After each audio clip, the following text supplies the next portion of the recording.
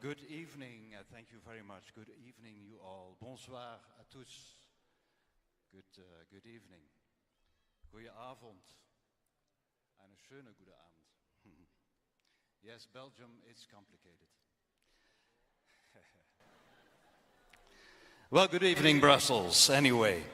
It is an absolute delight to welcome all of you to the wonderful Conscious Planet Safe Soil event tonight. I am Koen De Bouw. I will be your host this evening. Well, Sadhguru, the founder of Conscious Planet and Safe Soil, who is riding 30,000 kilometers across the world for raising awareness on safe soil, will be joining us later this evening on stage. He started his solo motorbike journey from London on the 21st of March, which will take him 30,000 kilometers across 27 countries, from the UK to the Middle East and India. And today, he's here with us. Yes. Woo! In Brussels, to spread a message of environmental awareness. Saving soil is necessary to maintain the life on this planet. And maybe a quick note, please help us to spread and share this message on your social channels. Use the hashtag #SaveSoil and tag the profile at Conscious Planet.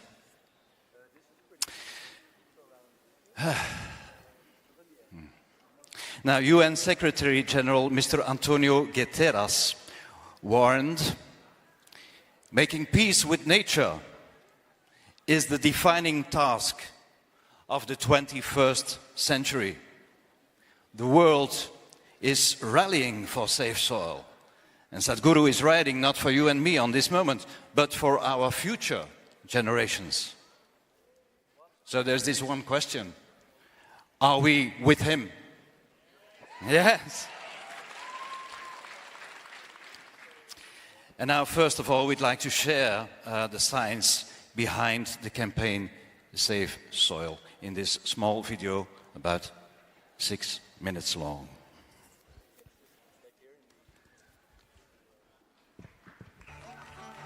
We are talking about climate change, carbon emissions, and global warming and various other aspects, but we are not addressing soil. Soil is the habitat upon which zillions of lives thrive. Once there is no richness in soil, then you have forsaken the planet in many ways. Every responsible scientist in the world and the UN agencies are clearly saying we have only 80 to 100 harvests left. That means approximately 45 to 50 years of agricultural soil left on the planet. By 2045, we will be producing 40% less food than what we are producing right now, and our populations will be 9.3 billion people. The food shortages that could manifest in the next 25 years, the consequences of that is unimaginable. Civil wars will unfold across the world once there is food shortage. What we are facing now is soil extinction. Why is soil becoming extinct? Where is it going away? What is happening to our soil? We must understand, if you add organic content to sand, sand will turn into soil. If you remove all organic content from the soil, soil will become sand. In normal agricultural soil, the minimum organic content should be between 3 to 6%. The most minimum is 3%. At least this minimum to keep the soil alive, to keep the soil as living soil is a must. Agricultural soils across the world, the depletion is so heavy, in most countries, more than 50% of the topsoil is already gone in the last 100 years. The nutrient levels have dropped significantly. The level of micronutrients you would get from your food in early 20th century to what you are getting from the same food now has dropped 90%. If you ate one orange in 1920s, what you got from it, now in 2020, if you have to get the same, you will have to eat 8 oranges. This is what we have done to our food. Soil is the biggest ecosystem on the planet, and so few people know anything about it.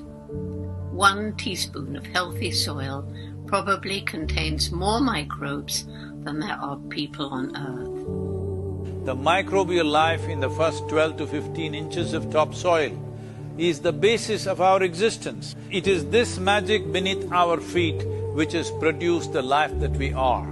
This first 12 to 15 inches of soil is the basis of life for 87% of life on this planet, including you and me. We have to begin to recognize that what we call our soil, Mother Earth, is a living organism. Open soils, ripped open by ploughing, open to sunlight, is the basis of destruction of microbial life.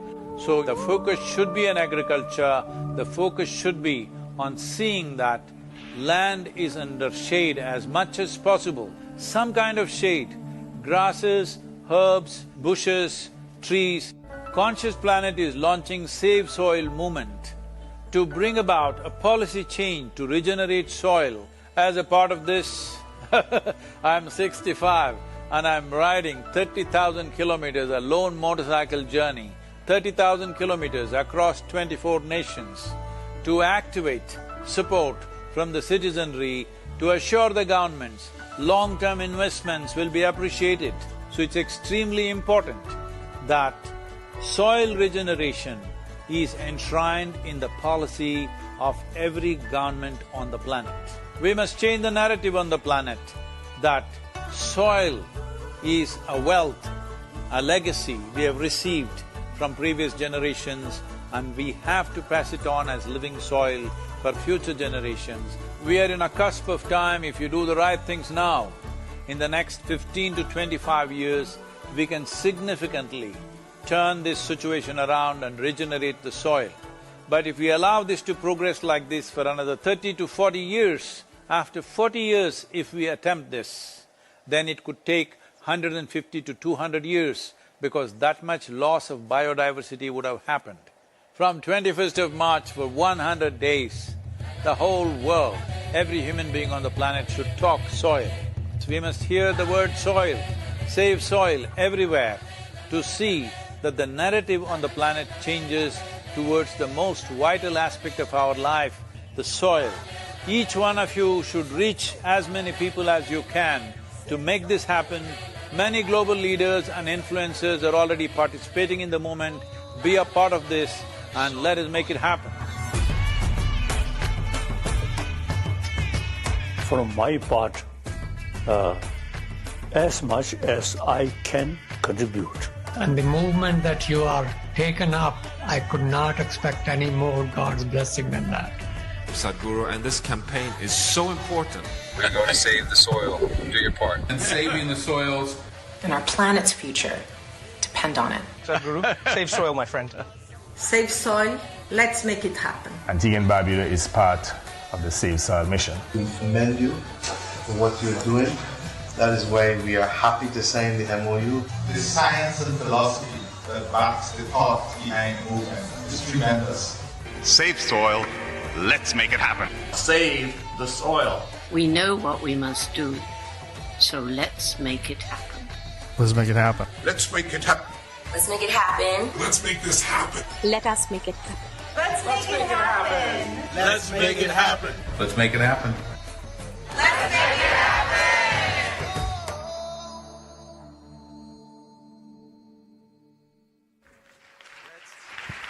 Yeah, let's make it happen.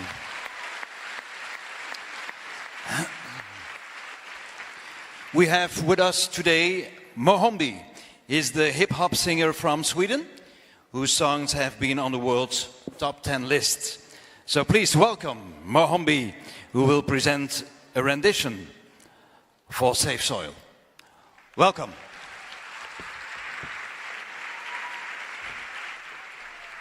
Thank you so much. Good evening, everyone. How are you? It's a pleasure to be here with you tonight. Thank you. So I don't know about the hip-hop part, but I take it as a compliment. I'm here today to perform a song that is in my native language. My father is from the DRC, Congo. My mother is Swedish. So my wife and I wrote this song a couple of years ago in our kitchen. We were thinking, let's make a tribute to the world in our own little language. Great language called Lingala.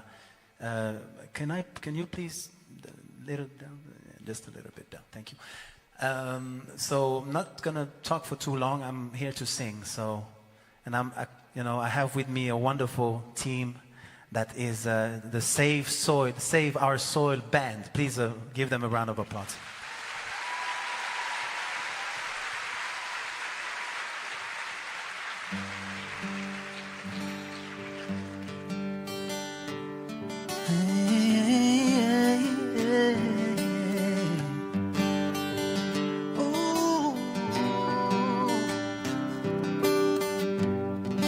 This is a tribute to the world. Thank you, everybody, for being with us tonight. Hey, Nalingio,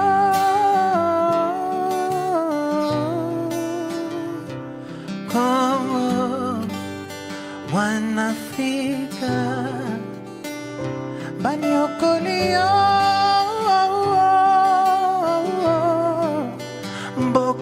Na piso, mwana Congo. They try to destroy you for personal gain, but together we'll fight for you and bring back the grain.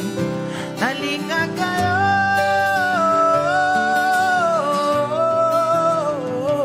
Africa, one Africa.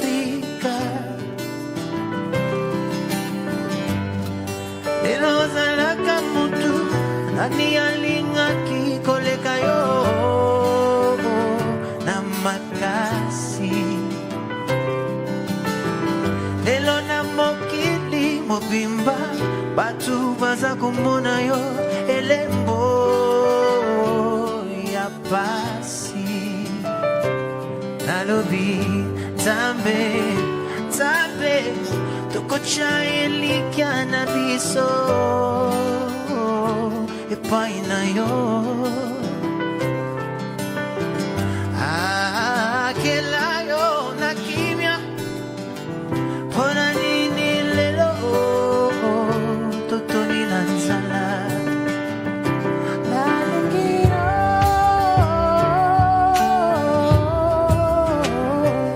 Congo wana Congo banyokolio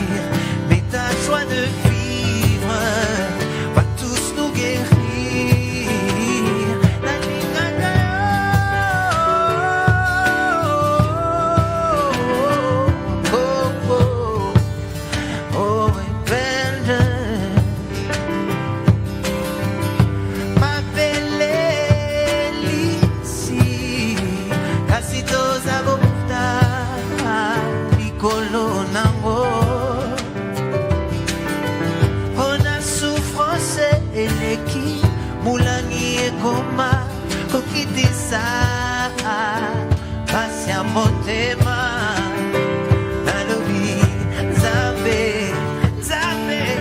tokuchalo samona biso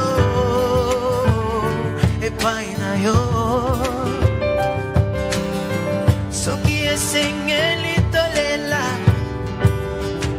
atamaya mbula ekoko kaste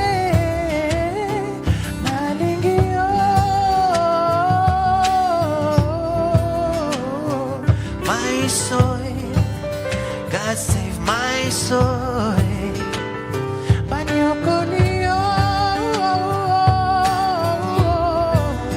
God save my soul. Gotta save my soul. This is my soul. This is your soul. This is my planet. This is your planet. Gotta take care of it. Mokananga, be some your soul.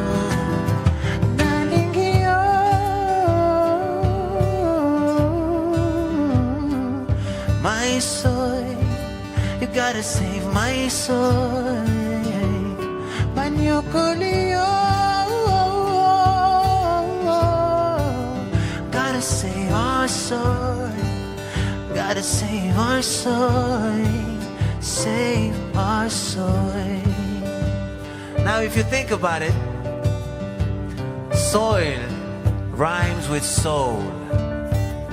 This is our soul. It's our common soul that we need to nurture and take care of. And we're just watching it. Because of personal gain, we're watching it just die. And that's not cool. Because if you want to save your soul, you better start saving your soil. Thank you so much. My name is Mohambi. Have a wonderful evening, everyone. Hey.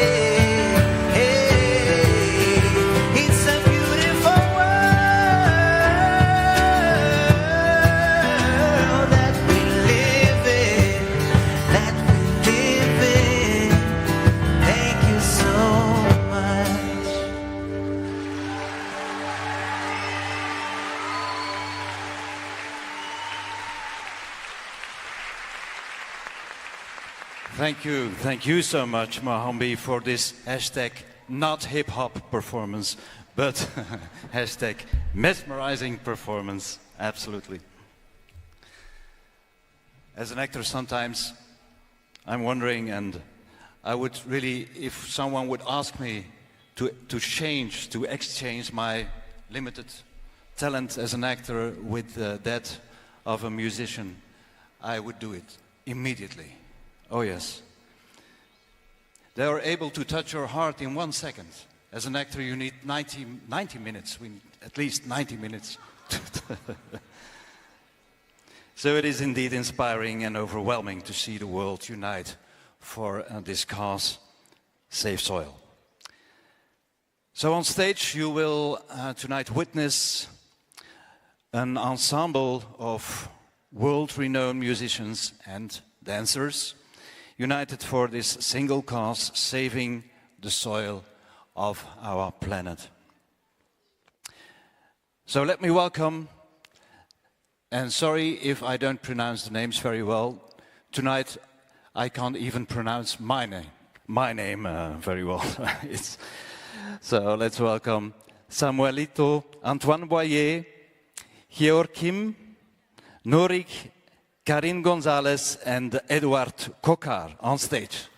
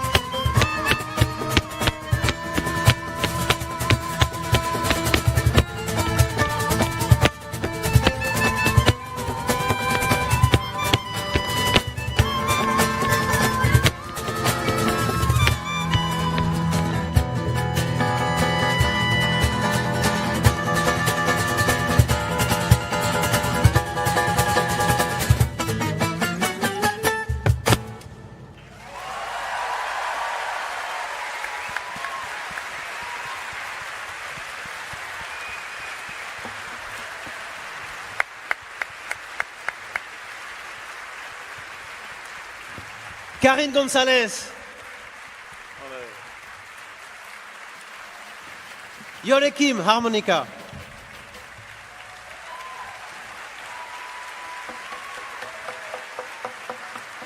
Antoine Boyer, guitare.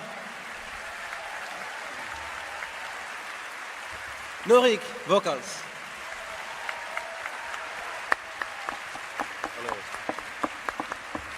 Edouard Cocard, percussions.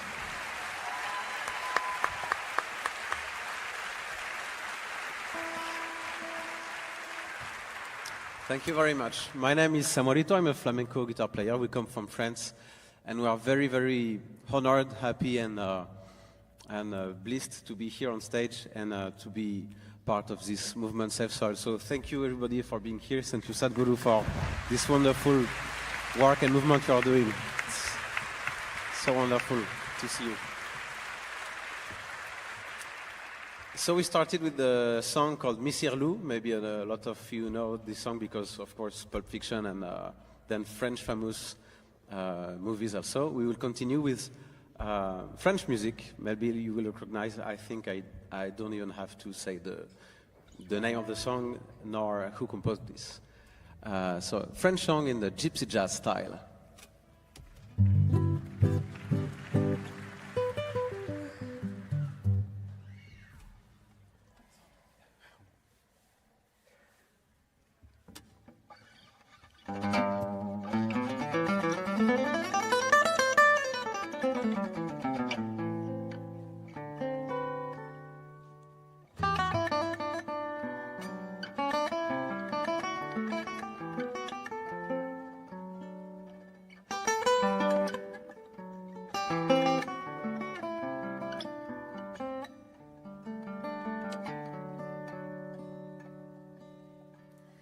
Des yeux qui font baisser les miens, un rire qui se perd sur sa bouche. Voilà le portrait sans retouche de l'homme auquel j'appartiens. Quand il me prend dans ses bras, il me parle tout bas, je vois la vie en rose. Il me dit des mots d'amour, des mots de tous les jours, et moi, ça me fait quelque chose. Il est entré dans mon cœur une part de bonheur dont je connais la cause. C'est lui pour moi, moi pour lui dans la vie. Il me l'a dit, l'a juré pour la vie. Dès que je l'aperçois, alors j'entends en moi mon cœur qui bat. Des nuits d'amour à plus finir, un grand bonheur qui prend sa place. Des ennuis, des chagrins s'effacent, heureux à en mourir. Quand il me prend dans ses bras, il me parle tout bas, je vois Bruxelles en rose. Il me dit des mots d'amour, des mots de tous les jours, et moi, ça me fait quelque chose.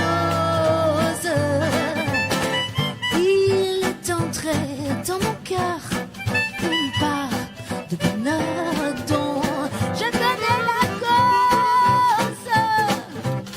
C'est lui pour moi, moi pour lui dans la vie. Il me l'a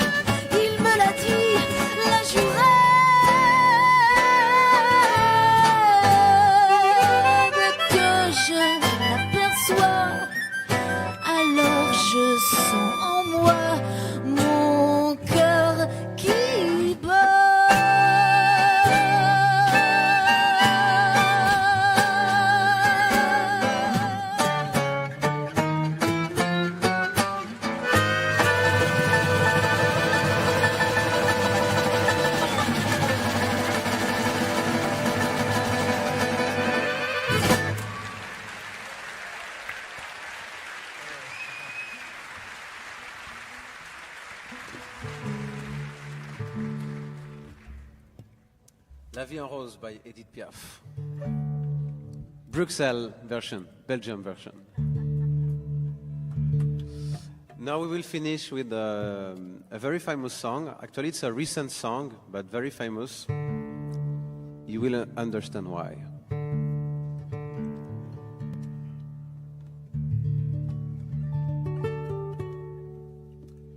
Maybe all of you don't know this song, but I would be really surprised.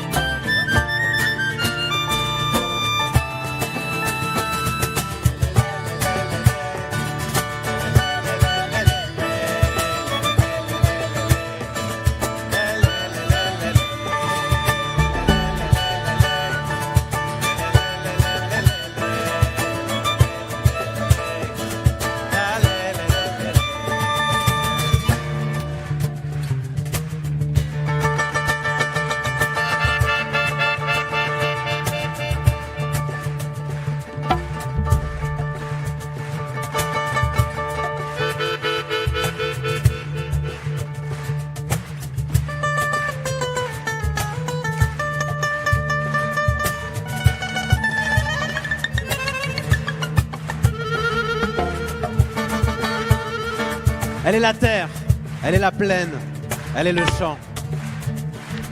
Elle est chère à tous ceux qui s'aiment en marchant. Elle offre un lit de mousse au pâtre, frileuse. Elle se chauffe au soleil éternel, rit et fait cercle avec les planètes du ciel, comme des sœurs autour de l'âtre.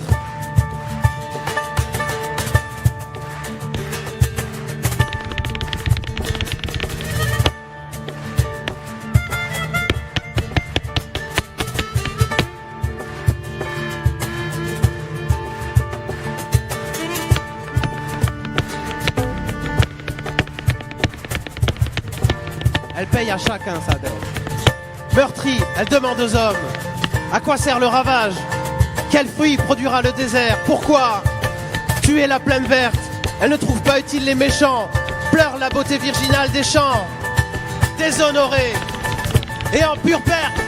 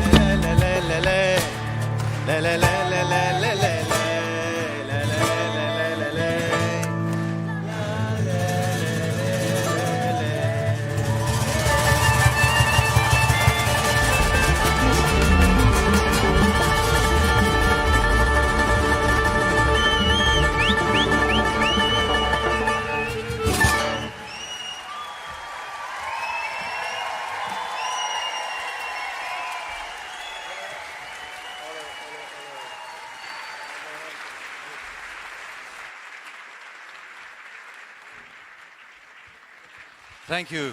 Thank you so much. Wonderful, beautiful.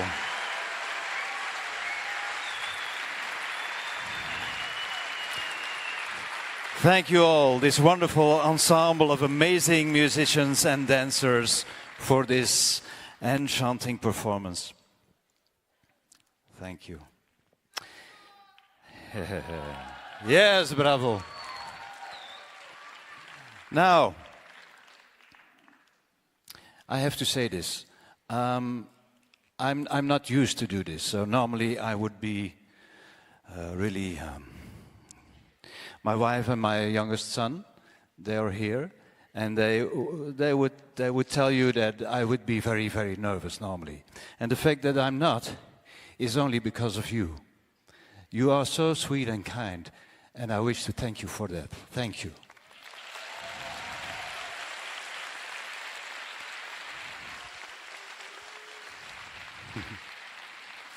Now, we are in the 22nd day of the 100-day journey through relentless rain and storm and snow, not preventing Sadhguru riding for hours at a stretch from London, cruising through the Netherlands, Germany, Prague, Vienna, Slovenia, Rome, Geneva, Paris, and now Brussels.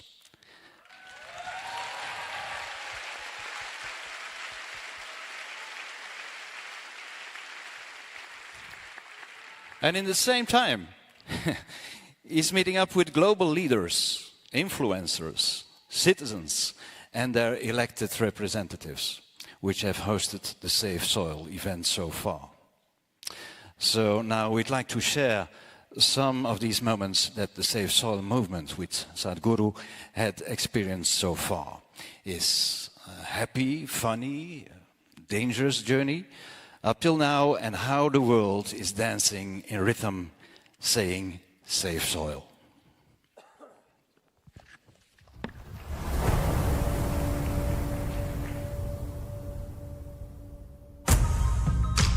Soil is not a separate subject. If we are interested in health, if we are interested in agriculture, if we are interested in the well-being of the citizens of today and the unborn child of tomorrow, attending to soil right now, this is a must-do thing in our life. So this memorandum of understanding that we signed, it will also bring some technical assistance to the Caribbean region. This is a historic moment because here is the first step to turn around.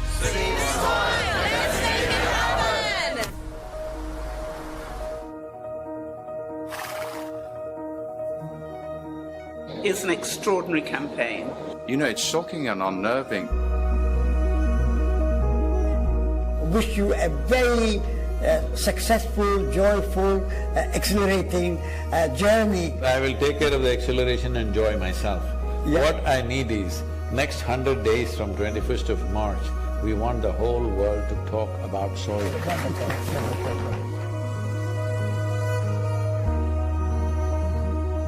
If you want to say, I love you to your child, you must just say Safe Soil, because it is a more committed way of saying I love you. You are probably one of the most famous Indians.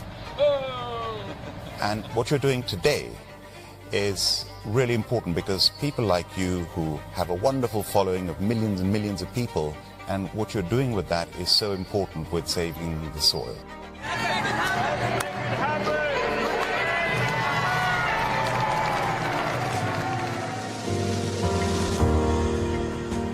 In the last 20 years, over 300,000 farmers have committed suicide. If this doesn't wake you up, what else I'm asking? What else needs to happen? Sadhguru, you have the ability to change the world for the better.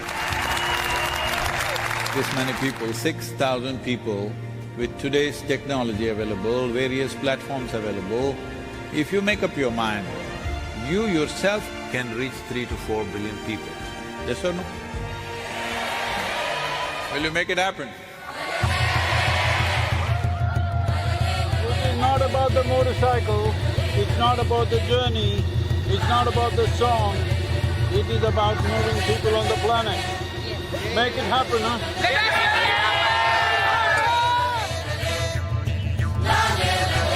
Soil body.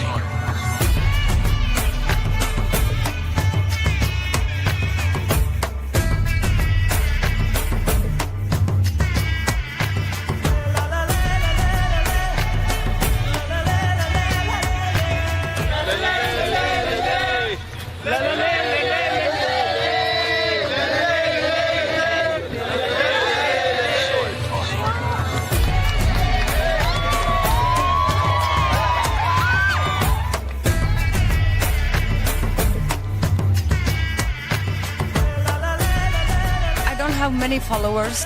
What is the thing I can do to help to save the soil? In your neighborhood, do a jig. Initially, people will think, what's wrong with her? After some time, kids will come and dance with you. Tell them, just go and tell your parents, they must talk about this. I'm saying go and request people. I'm saying at this time, if you don't talk to people, we will be a very regretful generation. Please, let's not go there.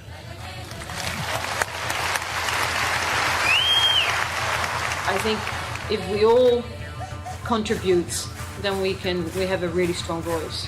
Save soil.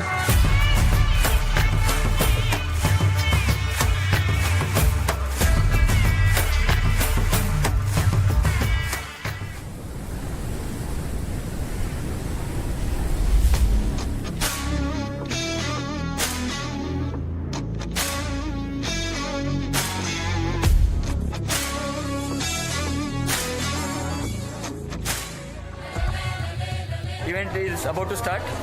There is a lot of crowd still waiting for us to get inside. There has been so much excitement and everybody is so excited to hear Sadhguru talk about Save Soil.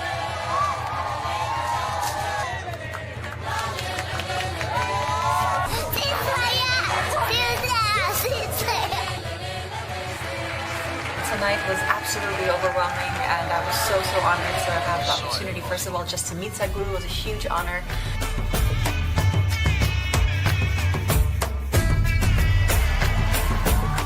Sadhguru is very charismatic and he says it as it is. I want all graffiti artists, to whatever walls that you have, make sure that you use this. This is our time. This is our time on the planet. What we do here is our business. Let's do the right things and save soil, and let's make it happen.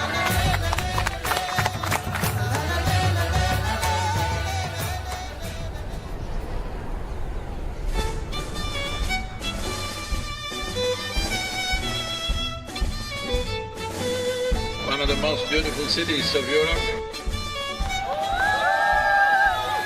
It is time that we in 21st century show that we are a mature citizens of this planet, that we want long-term well-being for ourselves and future generations. This is the opportunity. Save Soil is that moment.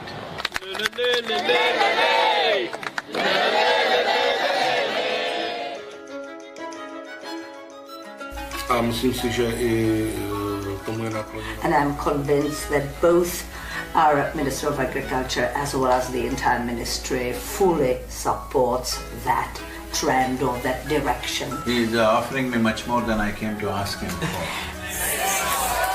It's our common issue together. It's not for one nation, for one person, but we as people have to unite and to solve this.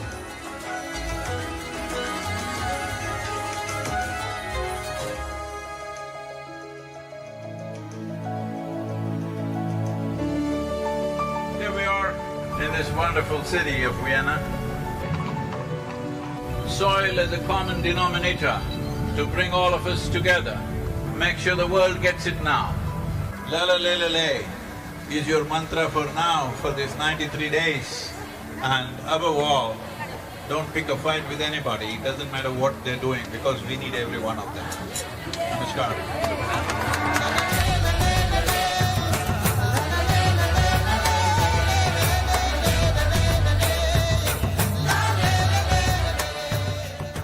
Yes, I know war is an important thing, but it's such an important thing that we can do without in our lives. At least from here on, cutting-edge technology should not go into military weaponry.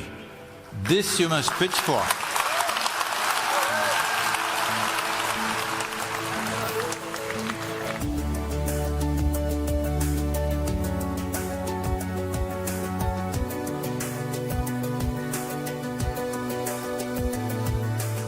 So, how do you feel here in Ljubljana in Slovenia? Feeling like it's home. Rešimo prst!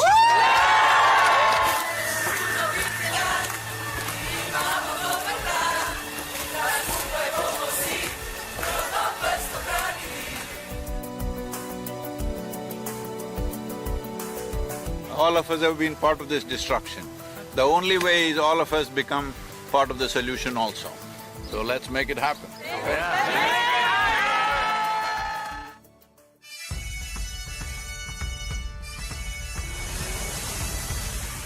Riding on to Italy. Italy is raining heavily tonight. Here in Venice, what a city. I am a huge admirer of Rome because whoever did it, their sense of geometry is so fantastic. The former president of European Parliament, he is 100% with us, and FAO is our partners now. And we are very happy that we are aligned in our message to high the profile of soils, and we believe that is very much needed. This great city, which is known as the Eternal City, we must understand over 2000 years ago, this Eternal City made the mistake of overfarming the region, and the erosions that caused did tremendous damage, and that was also the fall of the city at that time. So, the Romans of today should never make that mistake once again.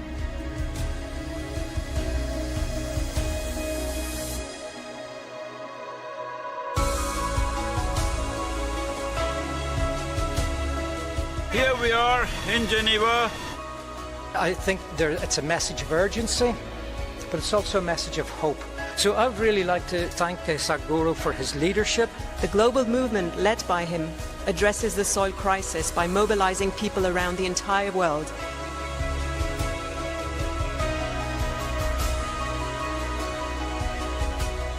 This massive fountain in the Lake of Geneva is lit up for Save Soil today with Save Soil colors of blue and green. You cannot stop this.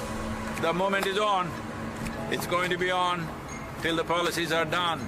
See, when people want it, it definitely will happen. There's no question about it. Tell me, will it happen? And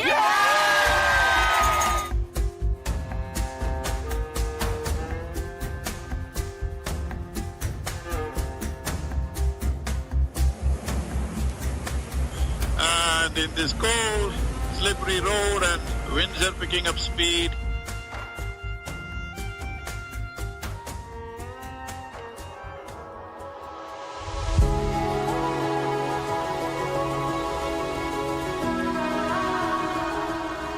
We already have one action, which is an MOU to be signed between Isha Foundation and 4,000 Initiative Soils for Food Security and Climate for cooperation in achieving our objective of creating a healthier soil. So it's been a super impactful 2 days here, and just now we had our group of enthusiastic Save Soil volunteers assemble near Eiffel Tower. It's fantastic. France has been great.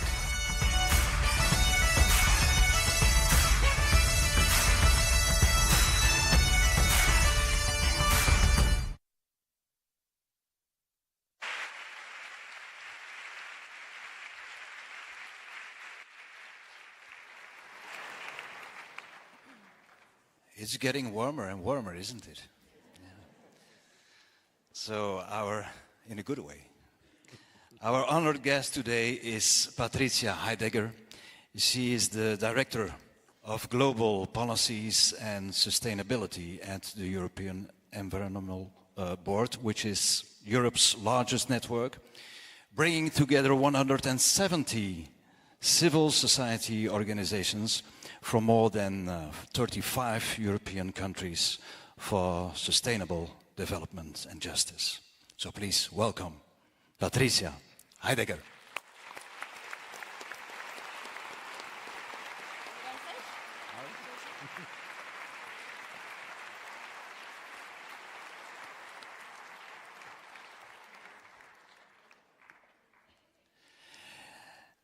And of course, the transformer, the one and only Sadhguru.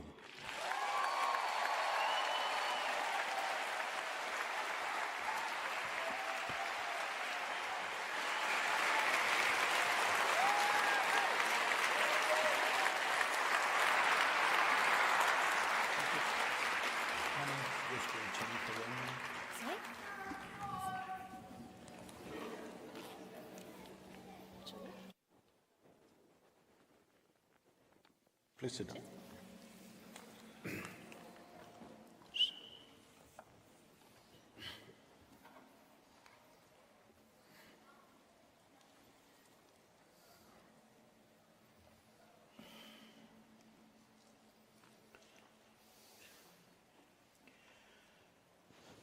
Kalo na janati tava jananam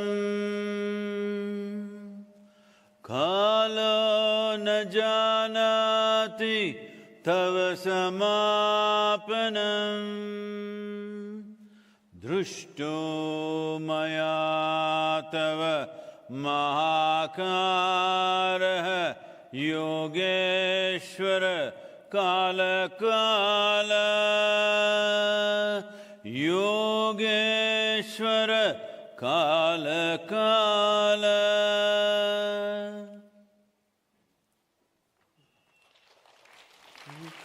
Good evening, everybody. Namaskaram and good evening. Please. Good evening, everybody. We're very excited to meet you here in Brussels.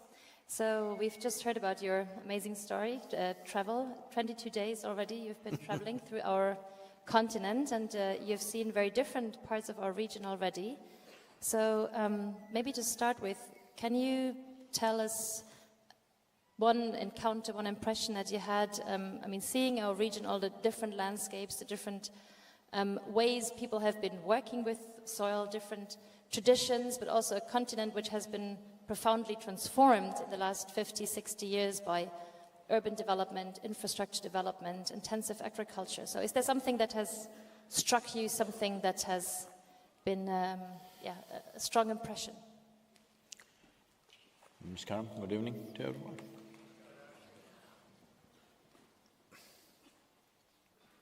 See, agriculture is not new to Europe. Particularly in Southern Europe, agriculture has been a very active part of it, like countries like Italy, very much strong agricultural nations. What has happened is, after World War II, this post-World War II anxiety of wanting to meet the food requirement for the people, where there was a real issue, a genuine issue out there. So these emergency measures that they took to cross that moment, unfortunately, we did not see it as a bridge to cross over and then get back to normal. We stayed on the bridge for too long. The same emergency measures continued. Agricultural policies and agricultural tradition itself completely transformed itself into an emergency mode. See, in our lives, when there is an emergency, we may do certain things to ward off that particular danger that we have. We cannot be in that mode for always. That is the mistake that's happened when I really see it. So, yeah, well, as we've heard it, also here in Europe, we are facing soil degradation at a very large scale, at a worrying pace.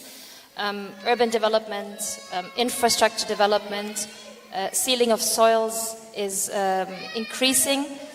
Agricultural intensification is making our soils more prone to erosion. Chemical pesticides use has not been going down despite all of our knowledge and development of pesticides that require less, smaller doses. We have millions of contaminated sites around our region, and several European countries already suffer now from desertification. A few months ago, last November, the European Commission for the European Union presented a new soil strategy, and we now have a political target that by 2050 we want to restore the health of our soils. What do you think, what is the role that agriculture needs to play? What is the role for agroecological farming and forestry practices to restore our soils and to provide us with healthy and nutritious food? See, when it comes to urban infrastructure, just now I was coming to this auditorium, well, our GPS led us somewhere else, to a totally different place. And then we were trying to race here somehow and get here on time. What I see is this is the fact in most cities in the world, not just in Europe. Both sides of the traffic are busy, both sides of the road. What does this mean? People who live here work there, people who live there work here. What's wrong with us? We just like to be on the road, it looks like that. For fun, if you're on the road, there must be another road where we can go and have fun. But right now, people are going to work, neither are they enjoying their drive. Unnecessarily, they're spending so much of their productive time on the street in every city in the world. But you will see both sides of the traffic busy means something wrong, the way we're designing our cities. Well, a large part of the city might have happened long time ago, we might not have much choice about that, but at least the newer part of the city, are we looking like that? We are not. Generally in the world, nobody is looking at that. So we build unnecessary infrastructure. Infrastructure is very needed, but how much infrastructure, for what purpose, is something we could look at. About industrial scale of agriculture, as I said, that scale of agriculture was needed because at that time there were famine situations in the world. This happened everywhere in the world, not just in Europe. I'm not very certain about the date, probably it was 2012, if I'm right. In 2012, we produced enough food for 18 billion people. We did not have 18 billion people, nor do we still have, fortunately. We still don't have 18 billion people, I hope we won't go there.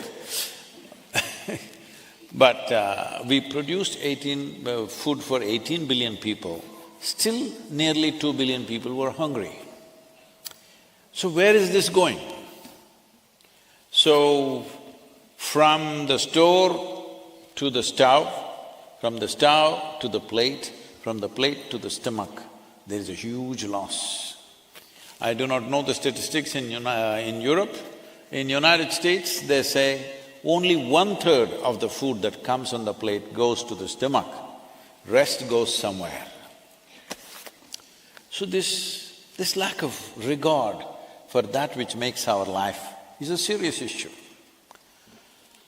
But a time has come now that trying to transform the people large scale and then fixing the problem, we are not in such times. We need to fix the problem whether people transform themselves or not. We must fix the problem with the right kind of policy. When I look at the policy, I'm not an expert on this, you should know more about this than me. But what I see is, we are making too complex a policy, which is very hard to implement. See, among the various conventions that have happened in the world regarding environment and other things, the only convention which we successfully completed is the ozone hole fixing convention. We were successful because it was a one-point agenda. We need to do the same with soil. Too many things are involved. Right now you spoke about pesticide, fertilizer, this, that. All that is a genuine problem, I'm not saying no, they're significant problems. But the most important problem is the soil is dying. Soil is dying, definitely pesticide, fertilizer, weedicide, herbicide, all these sides are enhancing the speed of destruction. But the most important thing is there is no organic material. Why there is no organic material? Because there are only two sources of organic material, plant life and animal life. Plant life went out of it because of our wanting to produce more, we removed all the trees and other plants from the farms. And animal life went out of it because of the machines. Machines came, it became easier to work, so we pulled out the animals. So where is the organic content? Organic content means food for the microbes. Microbes means they are the source of our life. It's because of them that we are here. Even in terms of evolutionary terms, it is important, it's not only today's ecology, in terms of evolutionary terms, it is only because of them we have happened. That complex life system, most important thing that needs to happen is, in the last 2 years I've been shocked to see in most nations in the world, soil is being still addressed as an inert substance that you can fix by adding a chemical or removing a chemical. Soil is the largest living system, not just on this planet, in the known universe, it is the largest living system with zillions of life forms, millions of species, which are being lost at the rate of approximately 27,000 species per year. So, the most important thing is first keep the soil alive. Other problems, please address it, I'm not saying no, but first keep it alive. I'm saying, I'm a human being, so one doctor may say my liver is not okay, another may say my kidney is not okay, another may say my brain is definitely not okay, otherwise why would I take this job? So, all this is fine. You can address all my liver, kidney, brain because I'm alive. If I'm dead, which one will you attend to, I'm asking, and what does it matter? That's called as, postmortem stuff. That's of no use. So, right now keeping the soil alive is the most expressed need. People like you are under whom many organizations are there. If the focus shifts to soil, after that, I'm not saying give up the other things are equally important. But first thing is to keep it alive. When I say keep it alive, see in Northern Europe, which is a temperate climate, here you have 1.48% organic content. This is dangerous. In Southern Europe, you have 1.1%. In Africa, on an average, you have 0.3%. In India, on an average, you have 0.68%. In United States and North America, you have approximately 1.25 to 1.3%.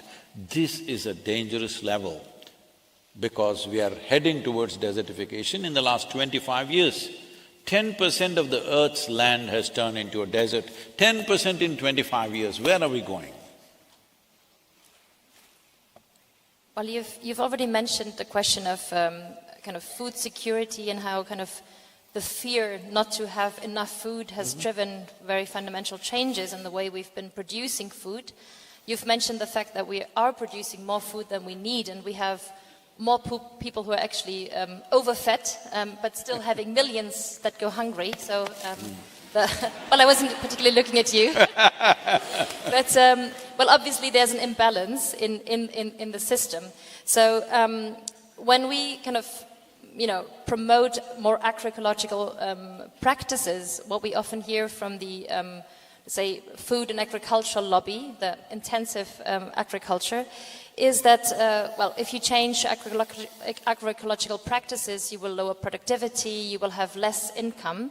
Now, research has shown that this is not necessarily the case, and we came across some recent research from your home country in India, from Andhra Pradesh, where we understand a quite large share of the agricultural production is under agroecological practices, and where research has shown that once you transition from, let's say, conventional or intensive agriculture to more agroecological practices, you might have a stagnation of production and of income, but on the long run, you will actually see an increase in productivity. You will even see an increase in farm income. So, Can yes, I say sure. something on that? See, in southern India, we have this project going as Project Green Hands for the last nearly 27, 28 years now. And then we came up with the Rally for Rivers and then Kaveri Calling. What this is largely the kind of agriculture which has a minimum of 10% of the land has the necessary organic content for the remaining 90%. This is in the form of trees, in the form of fruit trees, in the form of timber trees, variety of things. I will not go into the detail of how it is done, but the income of the farmers has gone up in 7 to 8 years' time, anywhere between 300 to 800%. The soil content, the soil quality has improved significantly. Water tables have come up. Nutritional value in the food has gone up. In the marketplace, it is sought after, this particular produce that comes from this. Variety of crops, not any one crop. But doesn't matter what kind of industrial farming you do or dastardly farming you do, but will rich soil assist you or will it be against you? That is a simple question. This is why I said we should not complicate this with too much talk about fertilizer, this one, that one. See, how much fertilizer or how much pesticide gets into the food that you're eating depends on a variety of factors, not just on the volume applied. On a given day when you apply, what stage of development is the crop in at that time? Is it flowering? Is it pre-flowering? Has the fruit or vegetable already come in? What is it? Apart from that, what is the humidity conditions on that day? Did it rain? Did it snow? What happened on that day?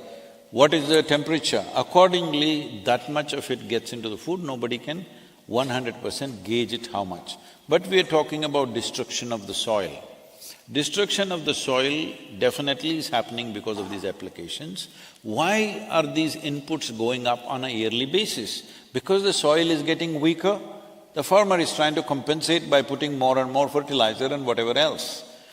Does any farmer, any industry, industrial farming companies, individual farmers, small, big, whatever, will they disagree that if you make your land rich, minimum 3% organic content, if you bring, we will give you an incentive, will anybody be against it? Nobody will be against it. Last 2 years, what I'm seeing is, I have been talking to a whole lot of people around the world, various agriculture ministries, ministers, heads of state, variety of people. What I see is everybody in responsible positions, every one of them knows what is the nature of the problem, what is the nature of the solution. They may not know the detail, but they know the nature of the solution. I've been wondering, what is this? Everybody knows the problem, everybody knows the solution. It looks like they were just waiting for an idiot to bell the cat. Here I am. Because it's always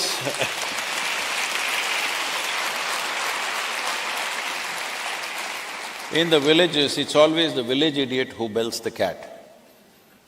No, this is like that. I'm saying the most important thing right now, because you are in touch with all these groups who have taken different positions, this is one thing we need to do. That is, this problem has happened not because of any one evil force. There's no one evil person designing, having a design how to destroy this planet, there's no such thing. It's just all of us. It's all of us. Ignorance and apathy has caused this. And above all, every one of us are partners in this destruction. The only way is to get everybody on the side of the solution.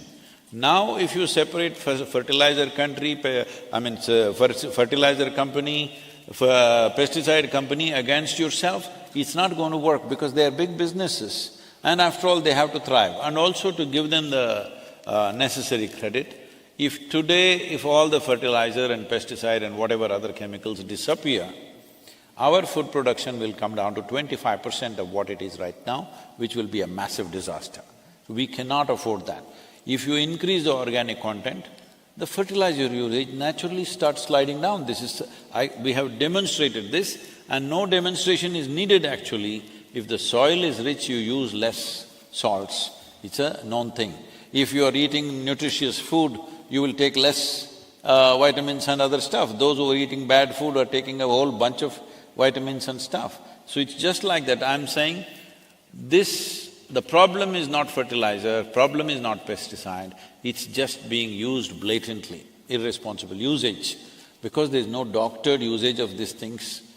But right now, instead of trying to control that, if you enhance the organic content, those things will come down. I'm not at all saying it's not a concern, it is a serious concern, but all this will be useful, all this will be worthwhile only if the soil stays alive. Because for the first time we are talking about soil extinction and we don't have too much time. So,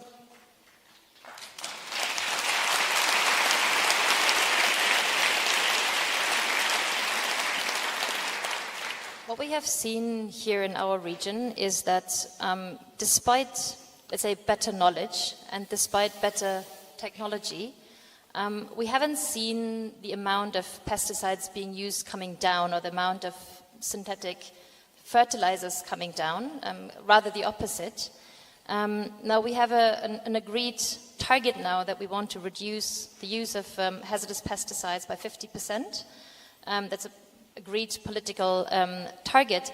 But the argument that we kind of need that high input of chemical pesticides, of synthetic fertilizers, that argument has been used based on that fear that we need that to kind of sustain ourselves, to produce enough food, even though the very input is degrading our soils, which on the long run might actually What will be the consequence if I use more pesticide? Is there a punitive action for that? Sorry? What will be the consequence? Suppose I am a farmer and I use much more pesticide than what you ask me to do, is there punitive action for that?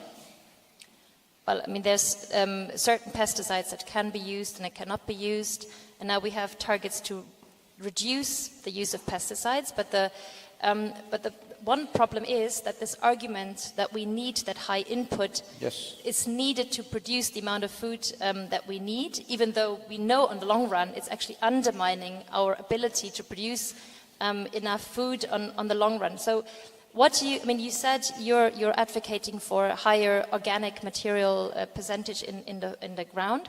So can you say a bit more about how your campaign will for instance, support and work with farmers to kind of also increase their knowledge and their capacity, for instance, to use natural pest control, and what needs to be done to control the amount of input? See, in India, for example, there is a company with whom we have been working, which is one of the largest companies, which is making biopesticides, which is organic kind of pesticides.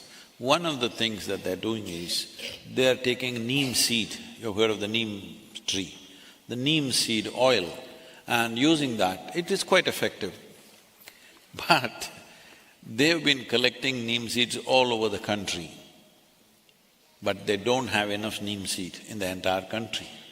Even if they gather it from everywhere, it's simply not enough, and it doesn't even fulfill 2% of the requirement, pesticide requirement in the country.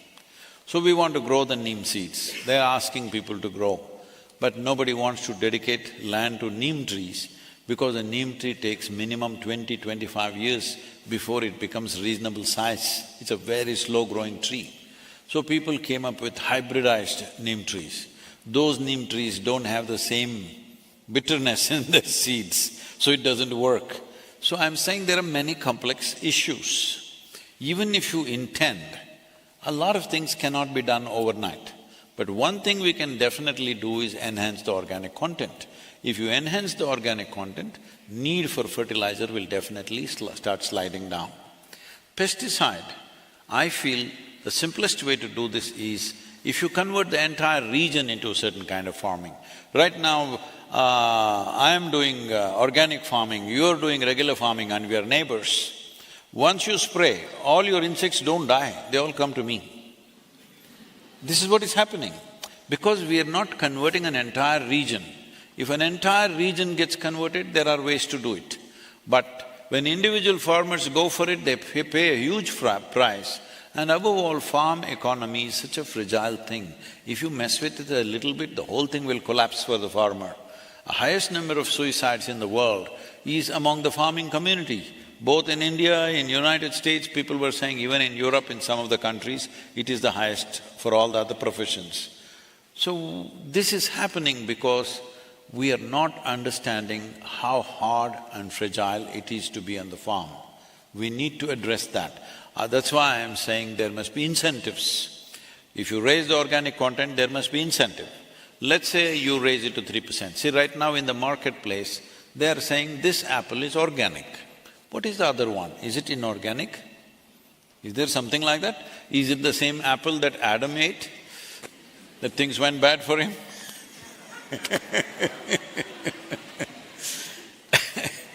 So, the important thing is, if you say this is organic, what is it you're trying to say?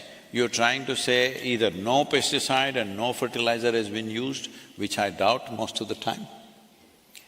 But if it is so, it's great, but that is going to be very limited produce, it's not going to serve the world. It is only going to serve 1% of the elite in the world. It will not serve the larger requirement. But instead of branding it as organic or inorganic, if you brand it as, let's say my field has 3% organic content. If I say this apple comes from a field which has 3% organic content, there's enough science to tell you, for 3% organic content field, what are all the extra micronutrients that will be there in that? And there's enough science to tell you, because of these extra micronutrients, what are all the benefits that you have in terms of health, in terms of preventive health, in terms of psychological health, what are the benefits? Suppose my field is 6% organic content, what are the benefits? There is enough science. So first thing is to give an incentive for farmer to raise this and make the incentive attractive enough so that farmers will voluntarily go for that. Next thing is, the industry and business should come in to make sure the farmer who raises the organic content gets the carbon credit and extra income happens. And the next thing is, in the marketplace, it will find its own level and it must be valued by the people. Now if you buy a 6% organic content field, if you buy the apple, it may be 5–10% more expensive. But instead of eating 5 apples, 1 apple will do because you will get the same nutrients. That's what they told you. 1 apple could keep the doctor away, not 8.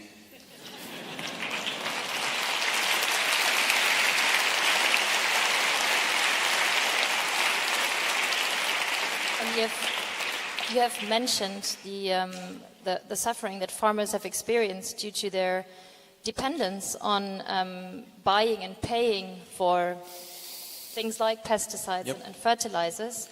That cost is going up year by year. The cost is going up and people getting into a spiral of debt and dependence on these materials and their investment in that. And if their crops go wrong, they get stuck in their debts. So do you not believe that there is a responsibility for those companies producing pesticides and fertilizers, and especially in this region where we have stricter laws on what kind of pesticides, for instance, we can use, but we still produce and export those that are banned here because they're very hazardous to countries in the global south, where people, the farm workers, the farmers, the people working in the field are exposed to the health hazards. What do you think is the responsibility here? This has always been the case with pesticide or pharmaceuticals or whatever. What's banned here is sold everywhere else in the world. It's an unfortunate reality.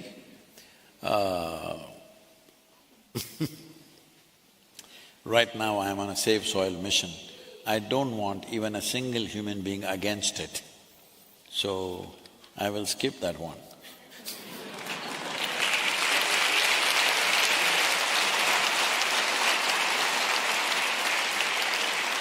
So my last question would be around land as a resource. So land is a finite resource. It's subject to increasing pressure around the world, and we've talked about it, urbanization, infrastructure development, but also increased food, feed, fiber production, fuel production. So here in our region, every year we lose around 500 square kilometers of agricultural land, which is transformed, converted into artificial areas. And this is, of course, a global problem, not just a European problem, because the demand, of course, for areas to settle, to grow food, to grow biomass is rising around the world. So, and here, from the European region, we are, of course, also contributing to pressure on land in other parts of the world, because we're net importers. We're net importers of things like agricultural commodities, feedstock for our farm animals, of biofuels, etc. So what do you think are some of the big turning points globally to prevent our increased need for land, which is a finite resource? I think the most important thing is that in our consciousness, instead of referring to soil and land as resource, we must refer to it as our source. This is very, very important. It's like all of us were fed on our mother's breast. Do we call her a resource or our source? She's our source. So across the world, in Eastern societies at least, even today we refer to soil as mother. Because the word mother does not mean biological, word mother means our source. We say a mothership, a motherboard, even in electronics, all right? Because when something is the source, you refer to that as a mother.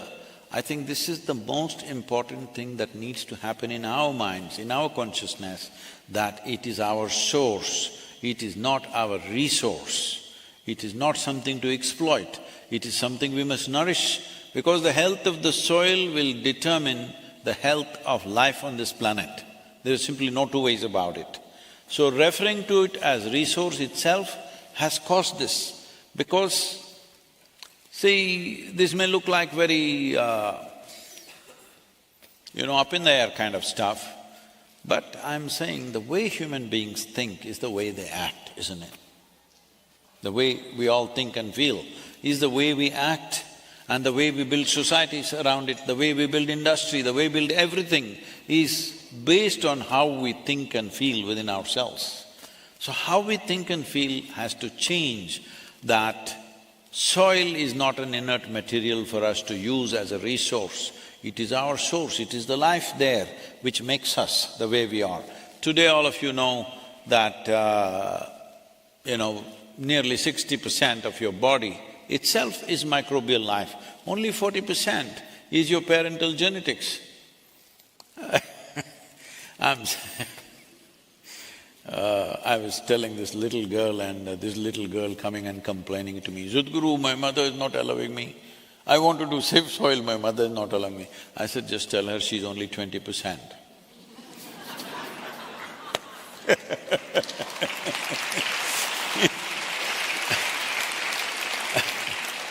Well, there's definitely a very big need to raise awareness about the meaning of soil, because it's definitely a topic which hasn't received enough attention, even though we're losing soil at a very rapid pace. So increasing the awareness about the role that soil is playing as a life support system for us as humankind and the rest of the planet is extremely important. So I hope your mission will be very successful in mobilizing millions around the globe to save soil and to create more awareness of what we need to do to protect it for us and for future generations. So I understand we're taking questions from the audience now. Before that, can I ask a question? Of course. All this variety of organizations which you represent in some way, I hugely respect their concern, but the mode, I think there needs to be a little relook. It's not for me to tell them how they should operate, but there should be a little relook on how we address this. Because this is our last chance, if you ask me. In the next 20-30 years, if we don't do some real fixing, we will be very sorry. As a generation, as a species, we will be very sorry.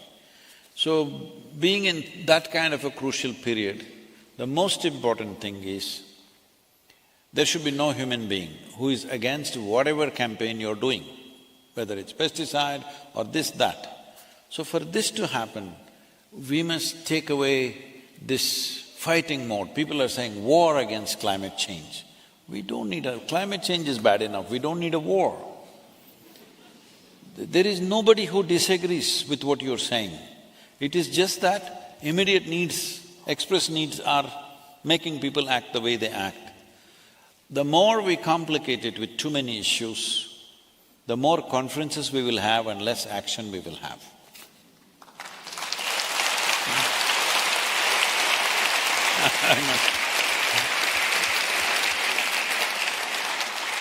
I must tell you my experience with world peace conferences. At one time, about 2.5, 3 years, I went for all the major world peace conferences happening in the world. I genuinely believed these people are working for world peace. So I went there sitting in the front seats, front row and trying to do this. Then I realized for a whole lot of them, conference hopping itself is a profession. It's really, unfortunately, it is true.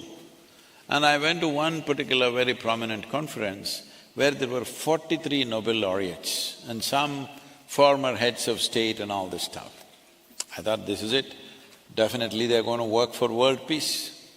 So I was speaking on day 3, so I did not attend the day 1, so I went in at day 2. So lots of excitement, everybody, lots of wonderful people. Then when the day 3 in the afternoon it came, the speaker before me was a Nobel laureate. And he came and stood, there's no podium like this, is a very transparent podium, that was a nice wooden podium like that. He stood behind that, opened his file, he never raised his head again. He went on reading. I was counting the pages, he read 42 pages. I'm sitting here listening to every word, wanting to grasp how are they going to create world peace? Then I look around and see the whole hall has become really peaceful. Except for the security and the hotel staff, just everybody uniformly have fallen asleep. I'm the only idiot sitting here and trying to really believing that there's going to be world peace. Then next is me speaking. I went up and I asked a simple question, how many of you here can put your hand on your heart and say, your mind is peaceful? At least they were honest people. They said, no, Sadhguru, we are not peaceful. I said, if you can't make your mind peaceful, how the hell do you get entitled to make the world peaceful?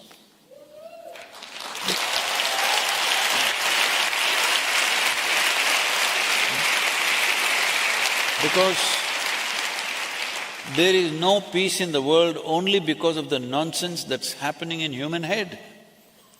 If human beings are not here, everything is very peaceful. So, without addressing the fundamental, how do we create this? And then I asked, what is the secret that everybody uniformly fell asleep, entire hall? I said, no, Sadhguru, previous evening there was a Bacardi festival. That's the last conference I went to. So I'm saying so many COPs are happening, now I'm also going to this COP 15. I'm saying if we reduce the tempers and the heat against each other and look for a solution, make necessary compromises and at least make 5% progress rather than 100% talk. 100% pitching for 100% transformation, instead of that 5%, a small step if we take, actual step, rather than really shooting for the ideal. Yes, we don't give up the ideal, but we must take one step. This is one step I'm asking for. Make soil, if you own an urban land here, if you own 10,000 square feet, you can't build 10,000 square feet. But if you own 100 acres, you can plow every inch of it, turn it into a desert in the next 10 years. Nobody will ask you, why in urban land there is a law, in rural land, agricultural land, there is no law. Why can't we make a law? If you own agricultural land, minimum 3% organic content should be there. 3% is not great. 3% is starvation diet for the microbes, but at least they stay alive. 3% is not the ideal, minimum 3%. Now 2 billion people are under water stress. They're saying by 2032, 3.5 billion people will be under water stress. Well, if you increase the organic content to 8 to 10%, your irrigation requirements will come down to 30% of what you're using right now. If you're using 100 liters of water, it'll come down to 30 liters. If you raise it to 12 to 15%, it will come down to 10 to 15%. We have demonstrated this 100%. So, if 3.5 billion people don't have drinking water on a daily basis, those days are gone where they will just sit there and die of thirst. Now there is transportation, there is information, people will come where there is water and food, isn't it? So it is expected by 2032, over 1 billion people will be migrating. Migration, forced migration, unplanned migration is not a great thing because the amount of human suffering that it causes, particularly to women and children, is unspeakable. That kind of things happen to them. But this can be prevented if you enrich the soil. If the soil is good, why will they leave their traditional lands and try to go to some strange place? They will not go there. So, this needs to happen. All the wonderful organizations, whatever work they have done, we deeply appreciate. But if one agenda is taken and all of us push for it, the chances of making that happen are so much better than taking up 100 things which are important, definitely important and significant, but in the order of significance, keeping the soil alive should come as number one, everything else as secondary. Right now, somebody has got dandruff, somebody has got this one, that one, but the cancer should be attended to first before we fix the hairstyle.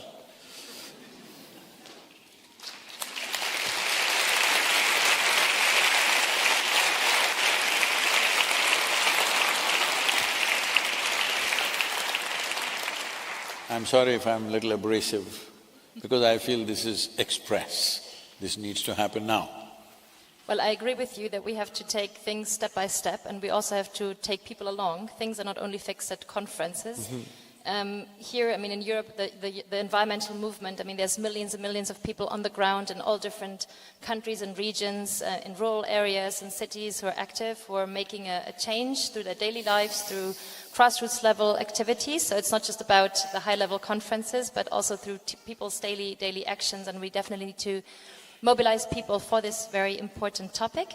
And I agree with you that we have to break it down into simple steps that people can get together for, while also kind of not forgetting what the big systemic drivers are that degrade our soils. So not reducing it to kind of one issue, but you know, for example, if we focus on the organic content only, but we don't, for instance, put a framework up that prevents further sealing of soils, further loss of agricultural land, then we'll also not be successful with the missions. I think it's all about linking the systemic issues to a strong core message that you're providing. 100%. I'm very much with that. And above all, why I'm little pushy on this with Europe is, in many ways, the world is looking at Europe as a more organic or bio-friendly part of the world. You doing things quickly is very important for the rest of the world because your organic content is 0.48%, but entire African region is 0.3%. Europe doing the right things quickly is an inspiration for everybody else. I have no doubt that all these many organizations are doing significant work. I really appreciate that. All I'm saying is, you have a responsibility not just for your land, you have a responsibility for the world. Nobody looks at America as an inspiration for bio-related stuff. Everybody looks at Europe. So please, all of you together, make that happen.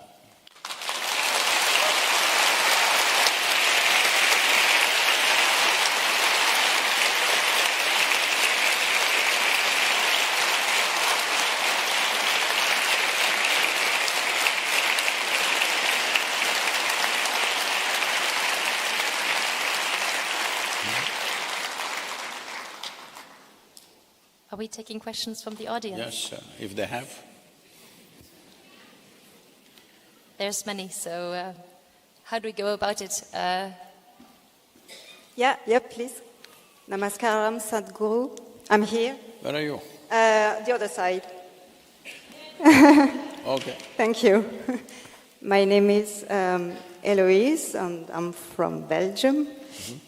So my question is, how do we get people to care about soil when they're so busy with other things, such as careers and other ambitions in life? So how do we do this? Thank you. Where is the time? Even I have been asking for some extra time because I always felt that 24 hours were never enough for me. I've been petitioning for a long time to get 4 hours extra per day, but not been sanctioned till now. So that is when I stopped shaving and I got every day 20 minutes extra.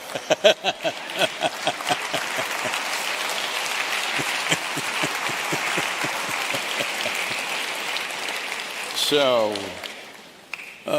this nearly 2,000 people who are here, you must become earth buddies. What earth buddy means is, you invest 10 to 15 minutes a day, and in your hands, you have a smartphone or a dumb phone. What do you have? Huh? All of you have smartphones. So if you are calling something smart, it must be smarter than you. Hey, you call somebody smart only if they're smarter than us, isn't it? So if you have such a smartphone, don't waste your time just sending silly messages on that one. You can also do that little bit, that's your life. But at least 10-15 minutes a day if you invest, I'm telling you, just these 2,000 people can move those 3 to 4 billion people I'm talking about, because what you have in your hand is a powerhouse. Never before in the history of humanity was there ever a possibility that we could sit here and talk to the world. Never before. So when there is a technology like this, when there is a means like this in your hands, you're saying, I don't have time to even twiddle my thumbs. What is that? So that means you don't realize the seriousness of the situation we are facing. Let us not be that generation which walks into a calamity and then grieves over it. Unfortunately, too many generations have done that in terms of famines, in terms of wars, in terms of other kinds of disasters that human beings have caused to themselves. Let us not be that generation which falls over into a disaster and then cries over it. Let us be that generation which turn back from the brink of a disaster. Let us be that generation. The disadvantage is, nobody will know that you actually fixed the problem because you fixed it before it happened. This is what you should be. Hello?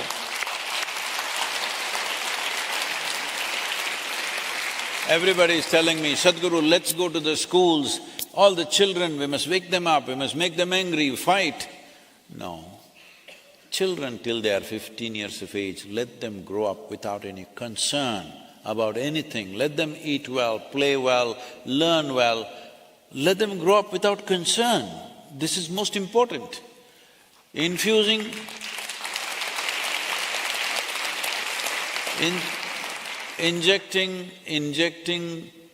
poisons of anger and hatred and resentment into a child's mind is a very horrible thing to do, because how a child processes these emotions is very different from how an adult would, and their entire life could get poisoned because of this. So let children grow up. I'm saying we must fix the world in such a way, children never realized they were on the brink of something. Isn't this the way any responsible parent does their life? Hello?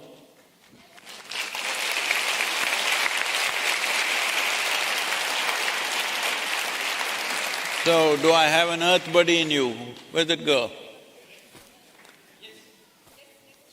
Only one? Hello? See, I'm addressing the COP15 in the month of May. 170 nations are to be represented there with either their agriculture ministers or environment ministers, and a few probably heads of state. If you have over 3 billion people saying something about soil in some social media, we know how to aggregate these numbers.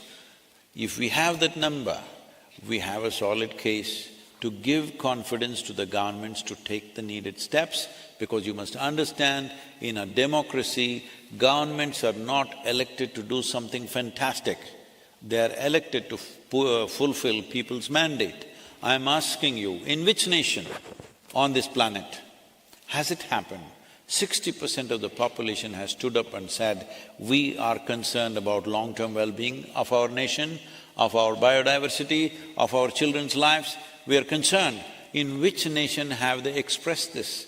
Only in some tea party, or maybe in a group of concerned people in a conference or wherever they're talking. Where has 60% of the people stood up? That's all I'm asking you. Get 60% of the world's population, 60% of the adult population to say something about soil in the next 100 days. We will see how to get the policy done.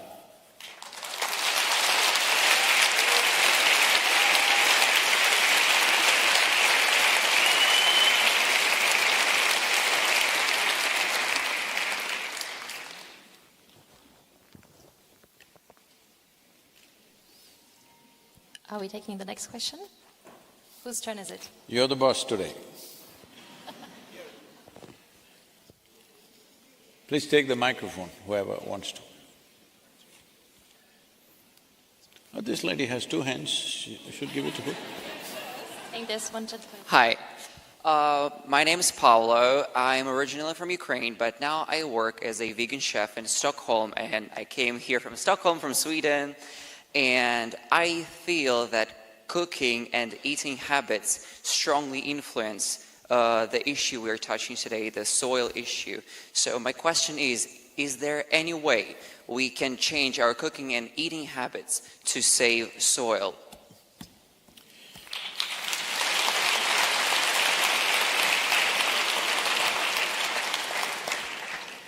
As I told Patrizia some time ago, I'm also telling you, if I talk about how you eat, what's wrong with the way you eat, and what you eat, then I will alienate 50% of the population. Right now, I am not willing to do that. I want 100% of the population with Save Soil movement. So we're skipping that question.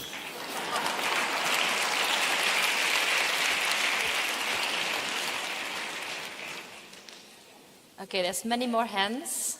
Who's getting the microphone? Well, there's people going around with microphones, yes? Namaskaram, Sadhguru. I'm here. I'm Heini, I'm from Belgium and Hungary originally, so I'm just here. Okay. You can go, nice to meet you. My friend, you can go. So I had a question in our day-to-day habits. What would be the most important thing to do to save soil in terms of, okay, I wanted to ask the same question as the previous man, but is there anything else we can do if we don't have that much power of that much audience? And in little things, you know, there are the keys for huge changements in the world. So what are these little keys we have to use to open these doors to a better soil health? Right now I'm not talking about these little things, because you will do a little thing and think you've done your bit. This is a serious problem in the world. You do your little thing and you think you've done your bit. So we won't talk about those little things right now. I want you to do the big thing, that is to move the people. Oh, how can I do it? I don't have a following. Hey, go and dance on the street, huh? People will gather. What do you think I'm doing? I want you to understand, what do you think I'm doing? Making a fool of myself, going around the world.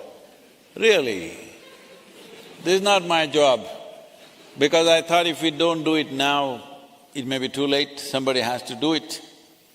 But I want you to understand, when something very important… See, the problem with this is, soil doesn't die bang bang like a war or something, it is dying quietly.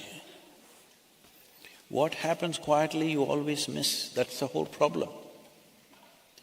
See, just 70, 80 years ago in this world, there were famines all over the place. When famines happened, for example, in India in 1942, the Bengal famine took 3.2 million people in 4 months. Famine is the worst possible way for human beings to die, because it's a slow fade. There have been famine situations in the world where people have cut the limbs of their own children and nourished themselves. But I'm saying, once food shortages come, your civilization will evaporate in no time, even your humanity will evaporate. Yes, 3 days if there's no food in this city, you will see there'll be no human beings, everybody will be behaving like beasts. Let's not push the world there. Every responsible scientist is pointing out, this is the way. You want to do little things, this is not the time to do little things. Little things are important too. But right now, I don't want to talk about little things because I fear, because I've seen people for last 40 years, endlessly I've been with people, they're always thinking how to do the smallest thing they can do towards a solution, not the biggest thing that they can do. Let me tell you a story. This happened in Brussels in 1861. Is there any historical event around 1861 in Brussels? I'm not even from Belgium, so maybe we Okay. can consult with you. But I'm sure something very significant happened. No, I want to choose a date where nothing happened because I don't want them to link it to that. Some 1860-something, okay, when nothing happened. On that day, the people in Brussels, they looked up at the moon and, moon has its own shades and it keeps shifting from day to day. So they believed there are people on the moon. And they thought, we must communicate. How? There were no spacecrafts and nothing at that time. So they decided, at a given moment, all of us will come on the rooftops of our buildings and homes. In one voice, we will ask, who? Let's see what they say. Now I will say 1, 2, 3, in one voice, all of you must say who. 1, 2, 3. So you have become like this, you are a wonderful group of people. That day, everybody came on the rooftops. When that moment was approaching, I was also here in Brussels at that time. And I thought, oh, my voice, I'm just a small voice, even with microphone people can't hear. What if I don't say who? All these wonderful people are saying who. So I thought this is a, unique moment, all of you saying who in one voice. So I wanted to listen to how you say it. That moment came and it passed in total silence. You get it? This is the problem with the world. All of us are consuming. When it comes to compensatory action, we are wondering who should do more, who should do less. I appreciate the question because you really intend to do something. But as I said earlier, you going and fixing your garden, you changing your diet, all this is important. All this is important when it happens on a global scale. But it will be lost when you do it individually. I am not saying it's not good. It is very good for you and for the soil, even if one person transforms. But right now we are at a place where we want to push the policy, because unless it's enshrined in the policy, now she has some land, she is doing a great job, I have some land, I'm doing a great job. Where is the guarantee next generation will do the same thing? Unless it's in the policy. Unless it's enshrined in the policy, there is no guarantee it will sustain. So this is why it has to get into the policy. Right now when we're taking this step, don't ask me how to take the 10th step. That is why a whole lot of efforts have fallen on their face, because they are trying to take the 10th step when they should take the first step. You must get me 3 billion people, you. Okay? Do whatever you have to do, don't ask me what.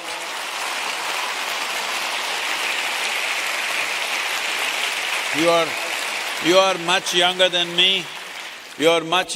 me, and I'm sure your ability to handle this technology is much better than me. So you must tell me, Sadhguru, let's do this. Don't ask me what to do. Hello?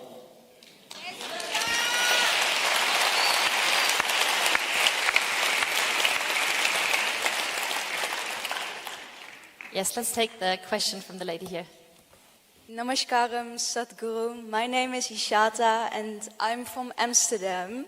And before I ask my question, I would like to say that it has been such a delightful and wonderful evening, and listening to you, it's just so fantastic, and I would like to thank you. You're beginning to enjoy the problem, eh? Yeah. Well, you've truly inspired me as a young person to raise my voice on saving the soil. And I'm so thankful that you're raising the consciousness on this planet, so thank you.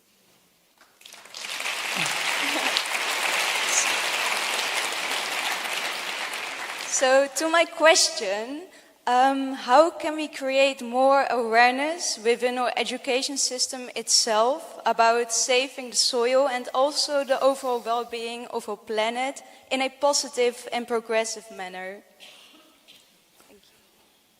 Well, one important thing that needs to happen is every child in the world must know that when you step out, you're stepping on a living entity called soil. Then you would walk a little more gently. When you walk a little more gently, every other activity that you do also you would do it a little more consciously. If somebody is lying down here, even by accident, if you stepped on them, will you just walk and go on? Hello? Hello? You're not that inhuman, aren't you? Don't say a lot of people. Unfortunately, there are a few people who put their humanity to sleep. There are people, but generally almost nobody here can do that, isn't it? If you as much step on somebody's foot, can you simply go? You cannot go. This is your humanity. So if children are conscious and if you are conscious, you are stepping on a living entity, you would walk gently, we would do our industry gently, we would do our agriculture gently. Will it happen tomorrow? No. But if this is the way we think and feel, slowly that change will happen. Because the problem is so massive, nobody believes it'll turn around tomorrow morning, all right? It will not. But the question is, will we at least orient ourselves in the right direction? Right now we are on the path of destruction. Shall we at least turn towards a solution? We may not get there today, we may not get there tomorrow, we may not get there in 10 years, but shall we at least start walking in the right direction? This must happen. This must not… wait. This is not going to be necessarily done by a government or an education system or something. You must do it. In everything that you do, it must come out of you. Whoever you meet, it must come out of you. You're not giving them a lecture, just the way you exist. It needs to happen.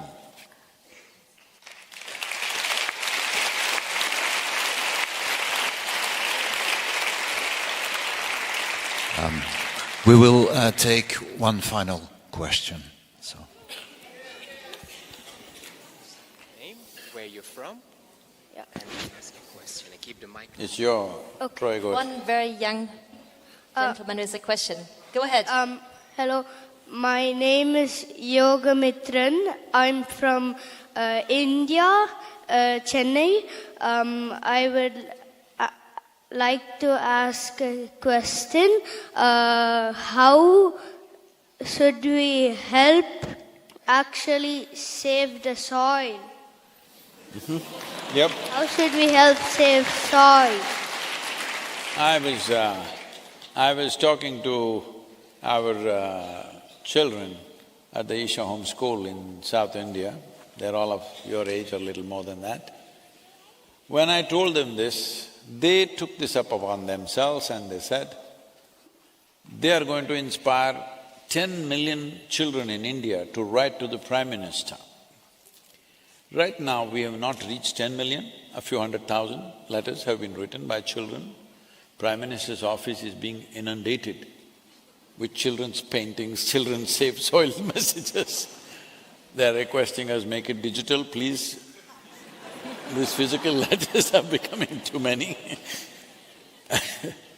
So, somebody was telling me these, they've written all kinds of addresses, the children, and it's all over Delhi in post offices because children didn't get the right address. But I'm saying, even if 1 million letters go to the Prime Minister from children, you think anybody is going to ignore that? So you must get your school and every other school that you can possibly to write this, all of you. Get this going, at least 1 million children in Belgium should write to your Prime Minister. This needs to happen. Get 5 million children across Europe to write to the European Union. This needs to happen. See, the governments must know to what extent people are concerned, otherwise why will they act? Just a handful of activists wasting their lives, going on doing this for their entire life. If everybody stands up, it'll happen very quickly, isn't it? They're spending their life.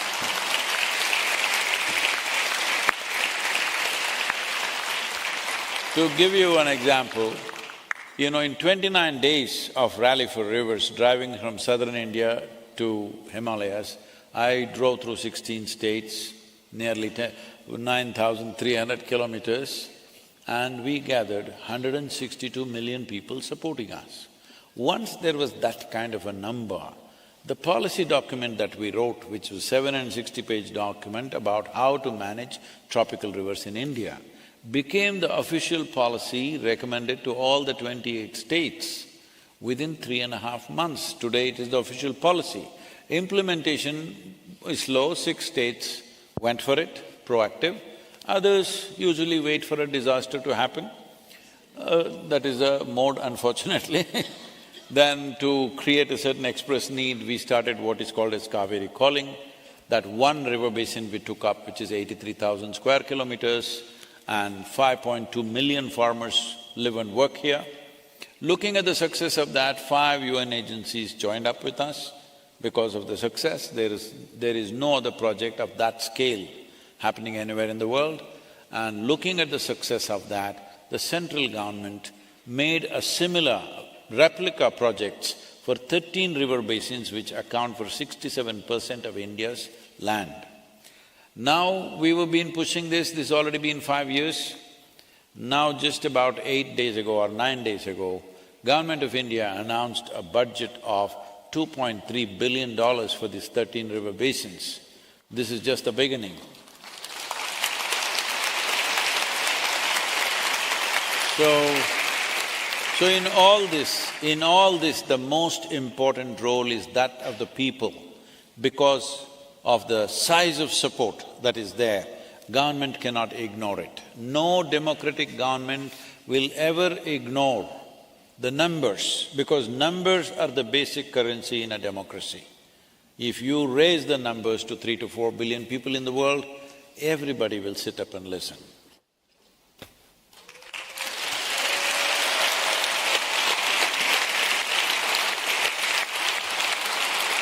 So, if I can say something, 1 second, everybody's asking how to do it, how to do it. One thing is follow the journey on Save Soil. I want you to understand, this is not about you supporting me, I don't need that. What you need to do is, you and whoever else in the world, talk something about soil for next 100 days. You don't have to link it to this moment, you do your own campaign. But say something about soil. Everybody speak something about soil. It doesn't matter in what form this will become a reality. It may happen in considering all the realities that you're talking about, or it may happen taking just a few of them, but let at least one step move in that direction of keeping soils alive. If they could take everything and make it happen, fantastic, but I doubt whether they will take such a strong step, because they have many industries and others, there are fighting forces out there. The simplest thing, where there is no fight, let's take that step. After that, where there is fight, we will go a little more slowly. Because economic interests are there in this, nobody is going to give it up just like that. So share SaveSoil.org website with as many people as you can, make Save Soil song reverberate everywhere, can download it from the website, your children write a letter to the Prime Minister or President of your country, can find on website, put up Save Soil stickers on your cars, display placards wherever you can. If you don't have a car, if you don't have anything, stick it on your clothes. Let's make it happen.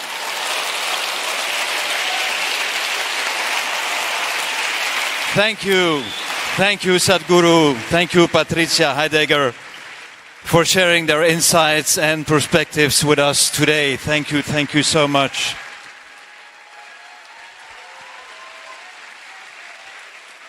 And of course, we are immensely grateful to Mohambi and the talented ensemble today for their wonderful performance. I also want to thank all the Isha volunteers and all those that made this event possible. And finally, a special thanks to all of you who followed us. Give a big hand to the musicians, come on.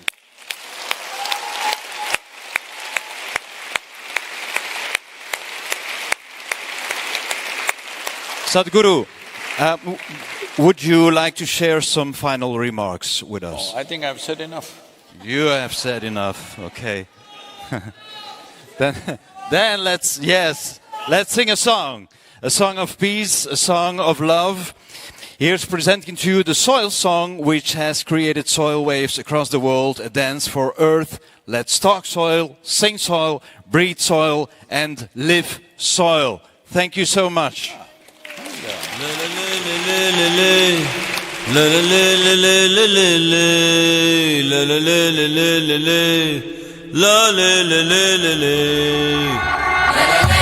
This very body is soil. My body, your body, everybody is just soil body.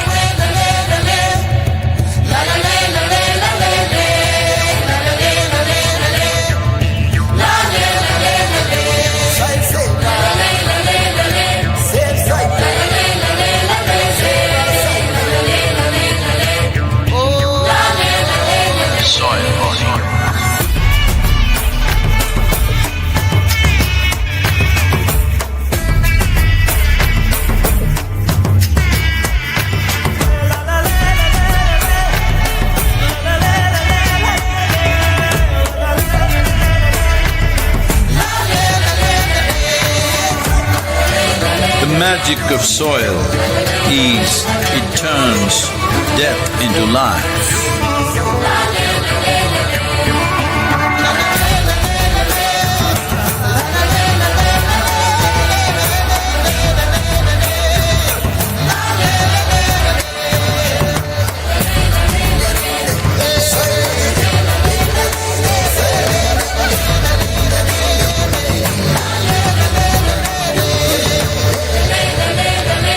Depleted soils will not quench the fire of hunger. Unquenched hunger can burn the very world. This is a generational responsibility. Save soil. Let's make it happen.